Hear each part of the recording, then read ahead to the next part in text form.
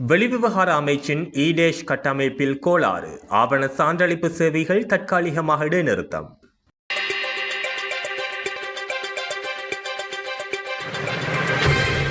வெளிவிவகார அமைச்சின் மின்னணு ஆவண சான்றளிப்பு கட்டமைப்பில் ஈடேஷ் ஏற்பட்டுள்ள திடீர் தொழில்நுட்ப கோளாறு காரணமாக அனைத்து ஆவண சான்றளிப்பு சேவைகளும் மறு அறிவித்தல் வரை தற்காலிகமாக இடைநிறுத்தப்பட்டுள்ளன.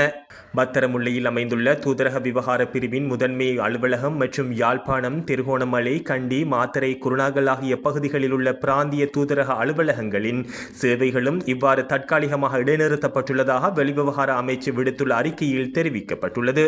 இப்படி தொடர்புடைய தொழில்நுட்ப சேவை வழங்குநர்களுடன் இணைந்து ஈடேஷ் கட்டமைப்பை மிக விரைவாக வளமைக்கு கொண்டு வந்து சாதாரண சேவைகளை ஆரம்பிப்பதற்கு தேவையான நடவடிக்கைகள் எடுக்கப்பட்டு வருவதாக அமைச்சு குறிப்பிட்டுள்ளது. எனினும் ஏற்கனவே இணையதளம் மூலமாக நேரத்தை ஒதுக்கியுள்ள விண்ணப்பதாரர்கள் அடுத்த கட்ட அறிவிப்புகள் மற்றும் இற்றைப்படுத்தல்களை அறிந்து கொள்ள சேனலின் கட்டமைப்பை அவதானிக்குமாறு கேட்டுக் கொள்ளப்படுகின்றார்கள். கட்டமைப்பு வளமைக்கு திரும்பியவுடன் அது குறித்த விவரங்கள் அனைத்து விண்ணப்பதாரர்களுக்கும் உடனடியாக அறிவிக்கப்படும் என அமைச்சு தெரிவித்துள்ளதோடு இந்த திடீர் முடக்கம் காரணமாக பொதுமக்களுக்கு ஏற்பட்டுள்ள அசௌகரியங்களுக்கு தூதரக விவகார பிரிவு தனது வருத்தத்தை தெரிவித்துள்ளது.